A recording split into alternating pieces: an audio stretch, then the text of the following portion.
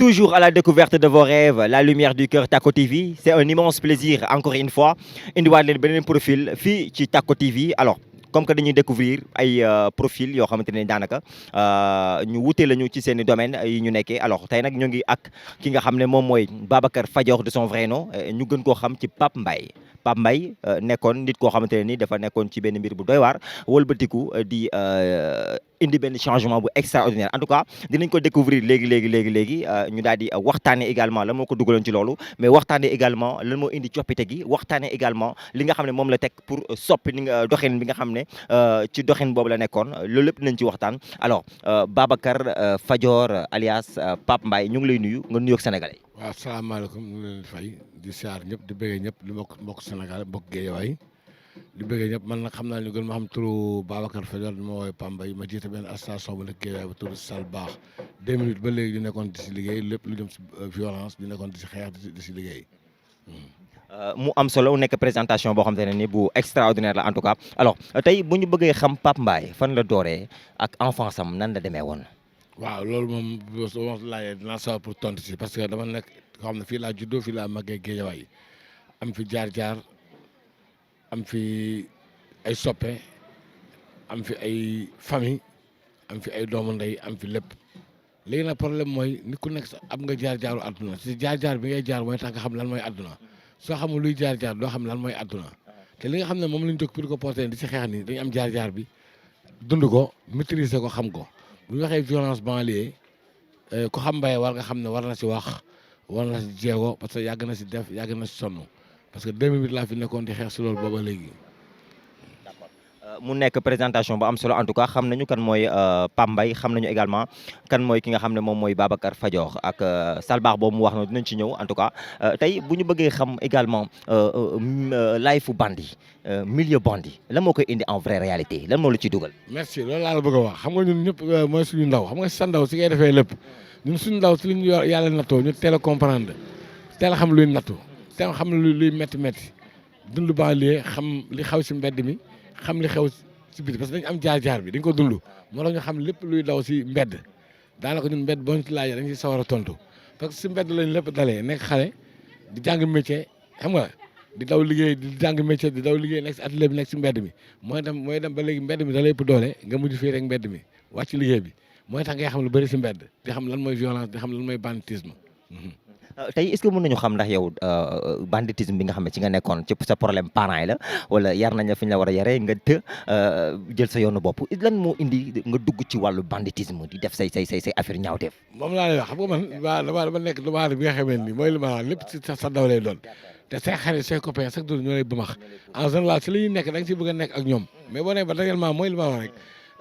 am na lu bëri loo xamee ni tey doo ko bëgg sax di ko nettaliwaat parce que am na mu ngi koy nettali sax gars yi loolu amul la wala jàpp la film la booy joué fekk réellement sa dund la da nga ko dund da nga ko maîtriser da nga ko xam comprendre nga moo tax bu ma laajee dans le domaine boobu dama si sawar a tontu parce que émission li rek lay jariñ pour mën a yeete li lay laaj nga si wax parce que nit ñi si la ñuy roy te ku mel ni man ku ma référence la damay éduquer doomu aadama yi di dimbale ndaw Guédiawaye si li nga xam ne maa fi lañ jëm suba kon baax na tuuti may wax banditisme tuuti fa muy tàmbalee li koy jur ba fa muy mujjee. waaw banditisme mënuñu ko wax te parce que ñett yi mooy indi ñu baal ma ñett yi mooy indi li nga xam ne moom mooy banditisme moo xam nga commencé ci naan moo xam nga commencé ci tux moo tax nga commencé ci sàcc moo xam nga commencé ci agressé moo xam nga commencé ci 15 affaire mel yow sa banditisme yow ci ban ñaawteef nga commencé. waaw man sama banditisme wax dëgg yàlla bu ne jaar naa si 15 de waaw man 15 naa mais nag xale 15 ans mais yëpp mooy jaar-jaar bi rek après da ngay duggee si 15 di dem tux duggee tux mos si naan duggee si naan dugg si alal jàmbur xeex xuloo mais man sama banditisme bi li si ëpp boo xoolee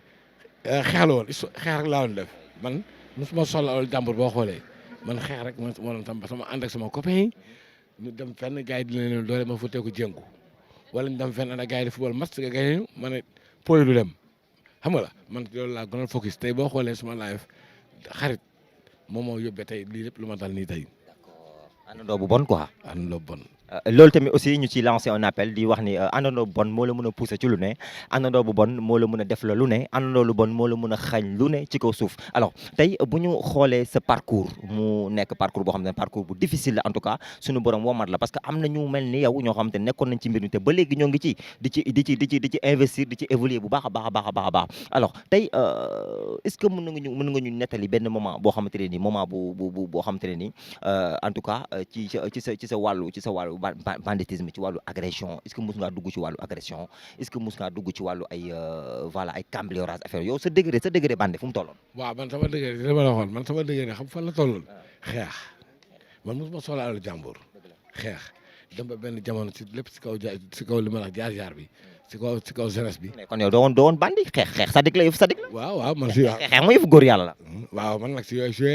waaw man nag yooyu jël xeex sama xeexu jàmbur xeexu kenn ak kenn boole ko lépp def ko benn xeex man loolu laa daan def mosuma bëgg ko néewal ni doole tamit sama kanam bëgguma ko néewal xale sama kanam doole ba fu may wax yow nii boo xoolee sama kanam si kaas bi am na sama xarit moom ko def di atte sama diggante ñaari xarit kii taxaw ni kii dóor kii ne yaa ma dóor waroo ma dóor kii di xaaj xol bi diggante boobu la ma affaire bi dalee sama xarit bi yow sama xarit benn bakkan gaañu na tey yàlla na suuf sedd si ko am fu mu nekk yàlla na ko daxal fi mu jógee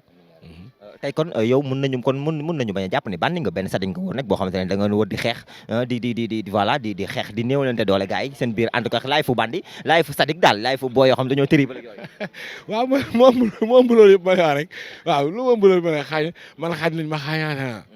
xam nga jam nañ ma jamaate naa mbëkk nañ ma mbëkkaate naa kon donc mooy man si loolu laa doon dund quoi wax dëgg yàlla si loolu laa doon dund waaw. d'accord kon yéen da ngeen maanaam booy génn da ngay ngànnaayoo benn jaasi wala nga ngànnaayoo benn paaka wala benn comme niñ koy 37 wala kii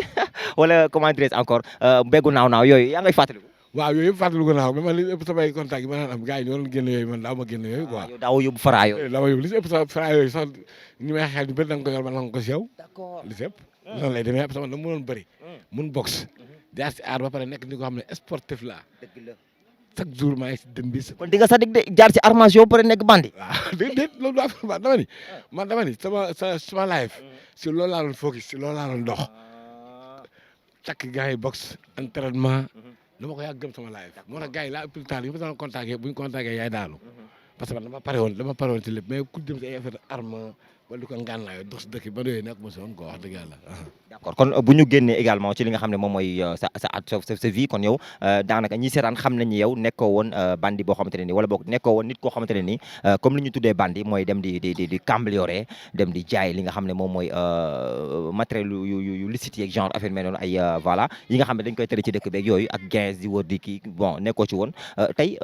kañ nga remarqué sa coppite ak la moo la poussé ba nga soppee. loolu laa lay wax xam nga man dama nekkoon si Gambie nekk si ghetto bi di jaayantu si loolu laa amee nattu ba dugg prison dem prison dafa 4 ans 6 mois taxaw tribunal ñu tëj ma 2 mois ferme. ci jaay bi kon. waaw si jaay bi. kon yow jaar nga ci jaay bi. waaw jaar naa si. ngooñ mi quoi. waaw jaar naa si mooy li ma la wax rek ma àdduna lépp jaar la da ngay jaar rek jàll. da ngay jaar sax mooy tax nga xam quoi boo jaarul jàll doo mën a comprendre fa ngay jaar di jàll pour di xam lan mooy life ba amul jaar doo xam dara luy àdduna ci jaar yooyu nga xam ne jaay fii mbëkk fii dugg fii génn fii mooy tax nga xam ba xam life man loolu laa maîtriser mbedd noonu laa maîtriser mbedd xeex lépp loo ma laaj si mbedd rek xam naa ko li xew si mbedd xam naa ko. mais jaayum ñu ñëw ci jaayum chanvre indien boobu noonu njaay mi nu muy demee parfois la ma la ci dugal da nga koy tux dem ba gars yi di ko soxla moo xam ne réseau bi yaatu na gars yi am ay fournisseur comme ni ngay amee fournisseur ci bépp plan njaay bi noo ci duggee. waaw loolu laa expliqué xam nga la ngay nekk benn tuxat sa gars yi fexe ba branché la si tux ngay di tux di jënd ba après da ngay ba instant jënd bi daal garaawul xaaral ma ut jënd lu doy toog tux si jënd lu doy boobu mën nga koy jël nit la seede ma benn nga jox ko kii ne la jox ma lii nga jox ko léegi mooy dem ba branché la nga dugg si link boo xam ne rek moo la si branché quoi. d'accord mais ñu ñëw ci phase lan moo la soppi ak ban moment bi nga xam ne moom nga soppee ne war naa bàyyi lépp recruter ban moment la. mooy moment bi ma la expliqué nii bu ma génnee prison. ça fait léegi presque ma génn léegi fa 5 ans mais dafa am lu ma jàngat loolu si biir laa ko xool si biir laa ko jàngee mais du si dëkk bi parce que nga dugg fay génn foofu fa ngay jàngee fa nga nekk noonu bu la yàlla nattoo si natt bi ngay jàngee lan mooy adduna balaa ngay génn boo génnee da ngay xam foo teg sa tànk quoi parce que tamit boo xoolee ñun dañuy am nday am baay am ay doom am ay soxna am njaboot juddoo si gëtë bu màgg fi gars yi xam ñu bu baax a baax a baax a baax mais suñu chance mooy ñun bu ñu nekkee si gëtë bi tamit suñu askan duñu leen lor duñu leen sonal quoi dañuy bañ sax ku leen di sonal wala nga leen di noot wala ku leen di noot mu waral tey ñu porte sa combat bi ba mun ci wax ak yow. d'accord combat boobu dinañ ci ñëw léegi mooy seen salbaax boobu ngeen organisé en tout cas dinañ ci ñëw tey lan moo sabab soppeeku par exemple daar da nga ba ngay soppeeku fekk na nga am soxna wala fekk na nga casé wu fekk na nga am njaboot. waaw parce que mooy li ma la wax xam nga nit soo fekkee da ngay dem ba xamatoo fooy dem da nga war a dëpp fi nga jóge woon. mais ba ngay nekk ci affaire yi yaa ngi moom ak sa soxna ak sa doom. waaw amoon naa soxla amoon naa lépp wax dëgg yàlla. mais le fait que ñuy gis seen papa nekk ci yenn bagages yi ñu koy tëj ak génne ak affaire yu mel ne muy jaabante entre police ak kër gi. man sax yàlla dimbali na ma peut-être bu may am njaboot fekkul suma dama siggi ba mbàgg bay xam si lan laa nekkoon mooy li ma la wax mooy li may dund tey ñaan ma yàlla sama doom dund ko fi ma jaar bëgguma sama doom jaar fa li ma xam bëgguma sax sama doom xam ko moo waral ni ma porté combat bi parce que xam ko maîtriser ko xam li muy jur xam fi muy tàmbalee ba xam fi muy jeexee moo tax tey may dimbale ndaw yi tey samay ndaw samay jarbaat samay sët samay doom parce que banditisme lu ko mën a andi man xam naa ko lu koy yokk am réew xam naa ko violence li koy yokk si réew xam naa ko li koy indi xam naa ko moo tax may wax si loolu parce que loolu laa maîtriser am si jàngat liggéey si comprendre si lu bëree bëri xam nga boo koy laaj da nga koy laaj lu ma xam man li tax ñëpp bàyyi xeexum violence man ma porté ko xam naa ne métti la nag porté ko ak a métti yan la mais su fekkee da nga si jóg tey pour dimbali sa askan ndax tey booy li ma la wax rek nit fi mu jaar bëggul doomam jaar fa bëggul jarbaatam bëggul sëram jaar fa te gis naa ne lii signe de violence bi ma gis nii bombe à retard la boo xam ne dañ si war a teel a jóg teel si wax teel si lijjanti ndax bu soit amaana fii ak 3 ans si kanam 4 ans 5 ans rek bu ñu changé wul ay matuwaay dina egg foo xam ne ba soit dina ëpp loxo. ñu wax ci li nga xam ne moom mooy Salbaax production nga nekk président bi tey est-ce que mën nañu xam Salbaax boobu noonu lan moo tax nga porté ko ak ñan nga ci àndal. waaw loolu laa xam nga 2008 laa fi nekk am récépissé di tëgg ay combat di tëgg ay concert si banlieue bi di tëgg ay tournoi ci non violence man lépp lu may def ci non violence laa koy def ndax dama violence ba génn violence kon ma waratuma def violence waruma seetaan sax koy def moo tax ma porté combat bi sama lépp lu may def ci non violence laa koy teg lamb non violence tournoi sélecté te gënaa ko fa yàggul dara 16 match ñi naan dina am ak du am mais yàlla dimbali ñu tëgg ko bu mu jeex def nañ fi concert daf ndey àdduna yëpp ma ba ñëw ñu joué ko ba mu jeex tàkk bal tàkkul coow amul dara amul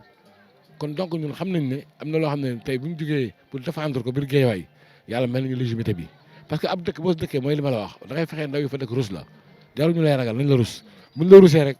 lu bëri mën ko am loo bëgg mën ko am si ñoom te man gëm naa ne Guédiawaye ndaw yi dañ ma jox cër dañ ma cëral man fu ma jaar cat ba cat ni yaay laay dégg ni yaay rek laay dégg du ma nit bàyyil te du bàyyi du ma nit taxawal te du taxaw cër boobu nag bu la ko ay nit joxee da nga koy sante yàlla li tax ma gën a misaal li tax sax ma gën a may gën a combat bi pour dimbale suñuy rak ak suñuy jarbaat ba porter combat bi ba tëgg ba si xew war see xew parce que dafa am ay signes mooy li ma la wax dafa am ay signes yoo xam ne dama ko commencé gis te ku baax dama nekk koo xam ne li ma xam dafa bëri lu ma xam ci mbirum violence dafa bëri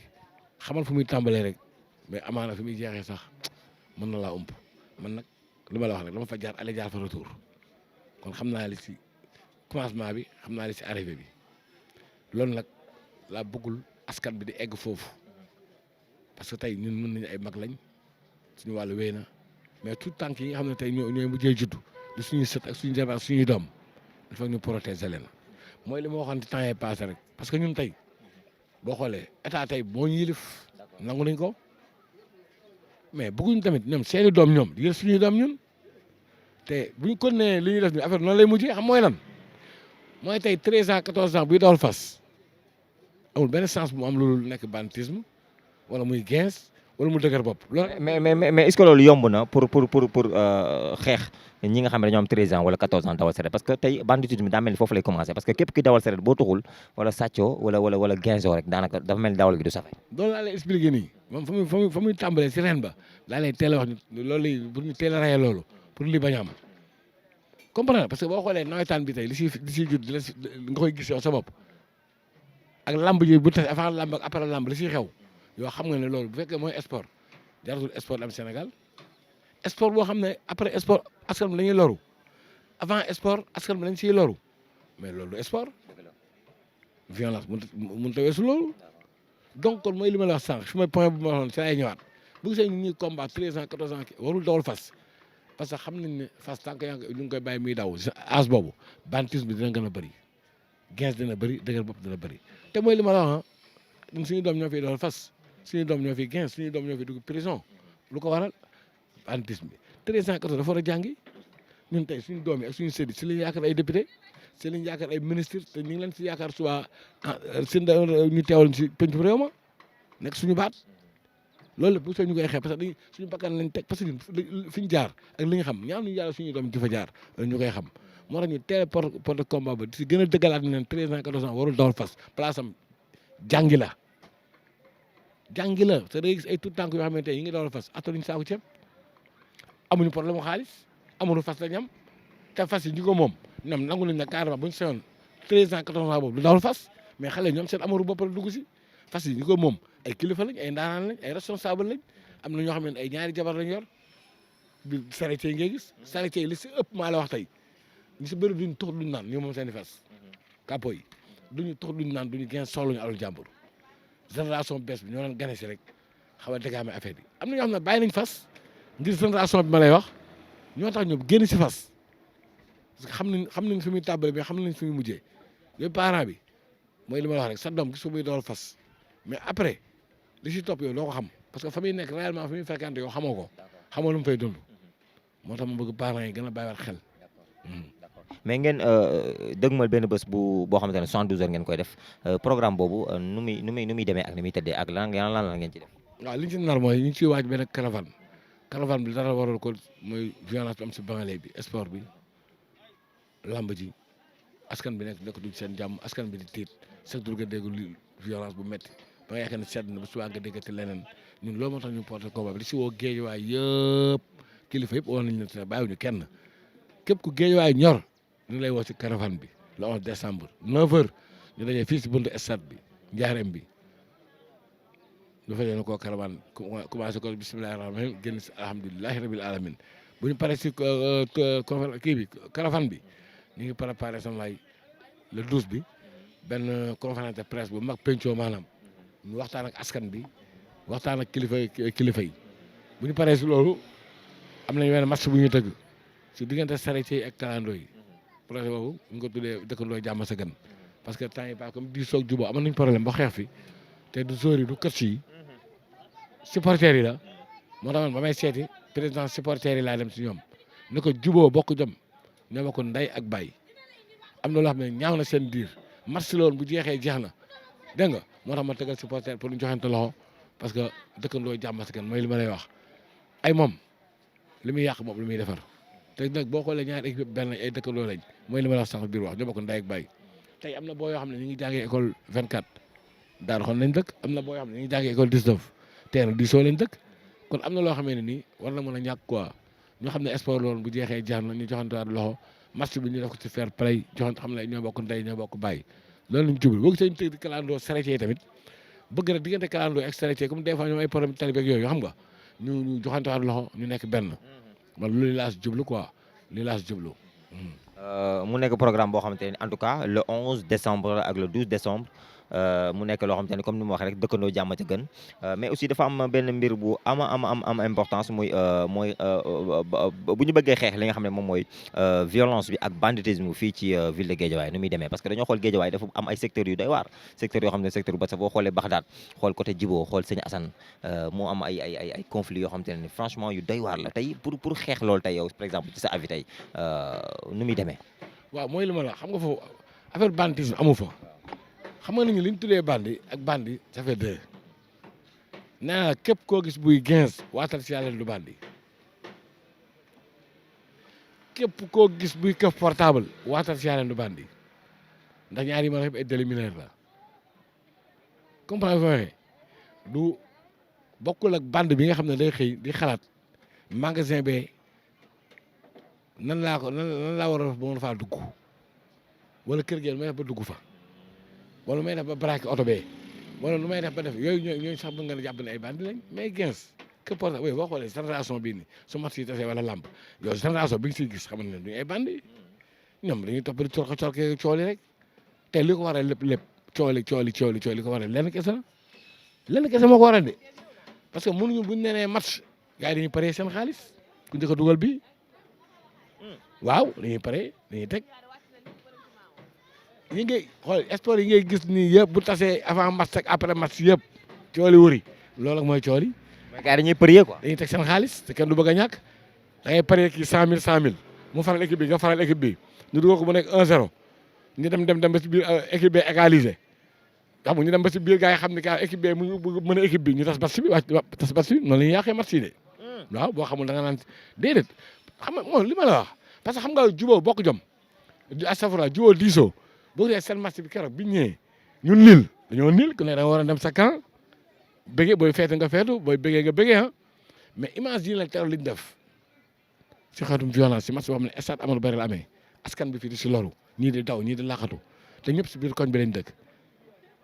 mais loolu xel nangu ko du loo xam ne c'est nice la kon man su may wax foofu man amul espoir bu may wax ak ñoom xam nga laay wax dëkk si gox di defar gox bi ngay def parce que ñun bu ñu nee ba toog di wax ak ñoom ndaw yi rek ñoom xam nañu baax xam nañu ñun ay Baay Faal lañ ñoom ñoo tax ñuy sonn seen avenir suba ak seen njariñ bu suba ñun mënoon nañu toog suñu saayit cool suñu saayit yàlla dimbal nañ am nañ ay pexe xam nañ dëkk bi mais non duñ ko def parce que dëkk mënoo see dëkk naan sama yoon nekku si te gis nga sànq maa lay wax benn message boo xam ne li ñu naan mbeñum karam borom a koy feeñal boppam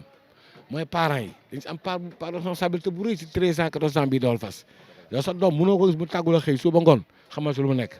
vérifié ko xamal su lu mu nekk erreur la te li am secteur serret yooyu ma lay wax noonu mu am secteur buuju bi de waaw buuju moo fa am léegi ay talibé déclaré talibé seen ngeen dem mbëbës. mais buuju bi dégg naa métier la gars yi dañuy buuju di fàccan. soo déggee ñun la métier la xam nga buuju man bi ak kii jaay feeraay bi dañu benn buuju man bi day ñëw rek jaay feerailleur bi feeraay peese ay kilo dem jaay kooku mën na si am dara mais xale bu ndaw bi nga xam ne dafa war a jàngi alxuraan dem potam teg ko dem di buuju yi mais est-ce que xam nga buuju lan la mën a jur si xale sàcc rek parce que danañ teg benn feeraay boo xam ni dañ koy sànni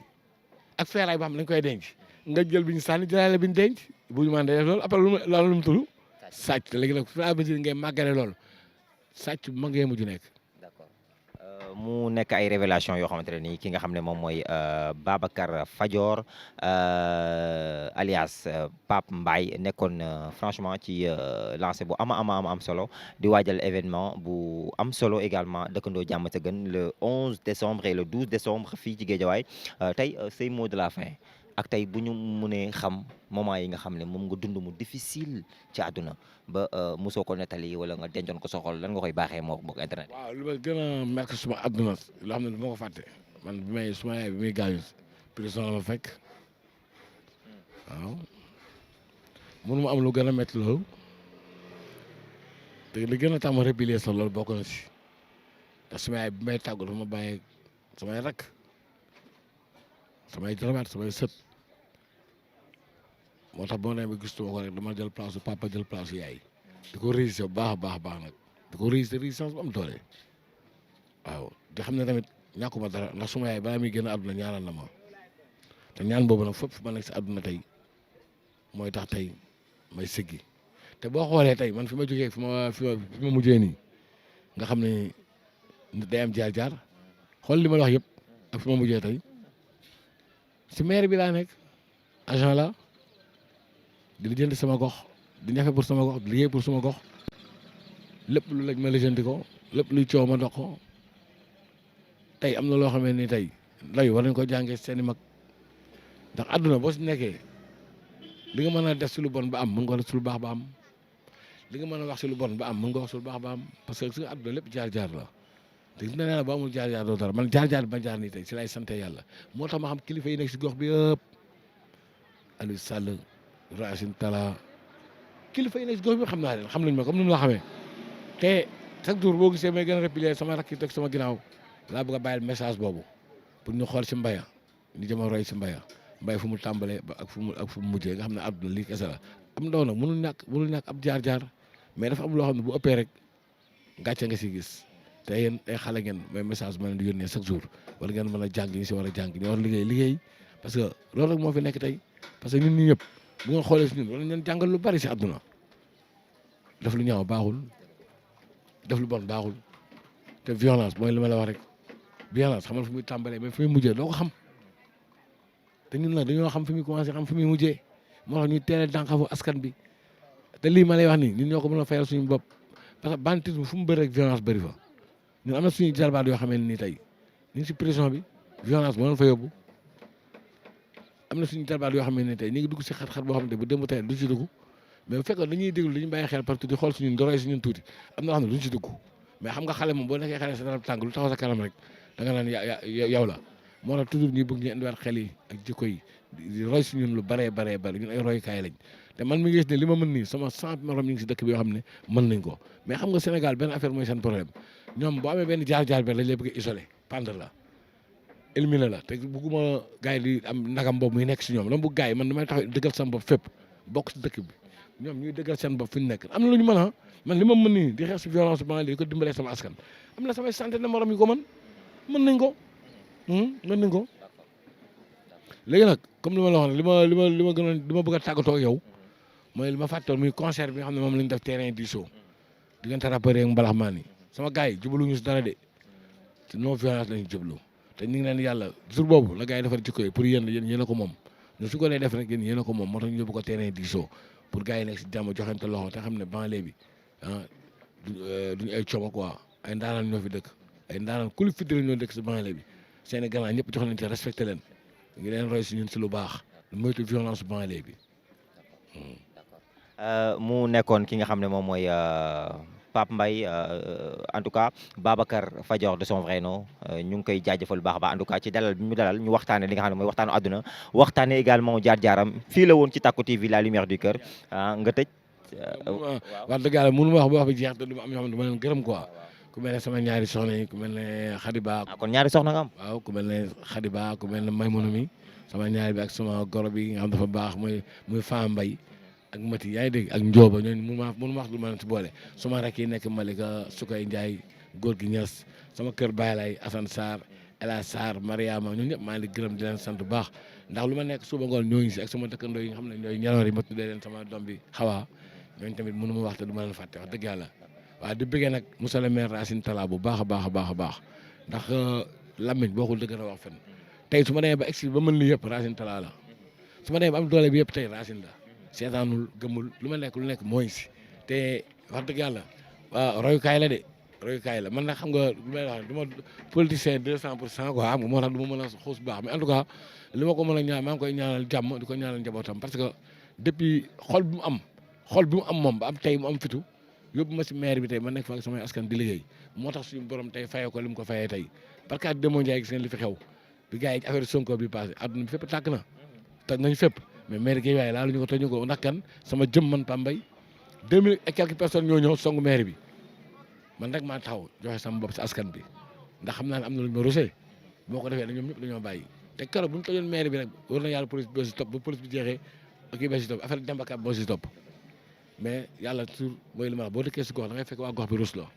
buñ la rusee rek am nga lépp mais buñ la ragal man nag loolu maa ngi koy sant yàlla ndaw Guèye waay di leen bëggee bu baax a baax di leen woo nag ci concert bi nga xam ne moo am terrain di show ndax gars yi nee nañ yombul mais xam nga man samay mbir luñ mënu maa dégg yombul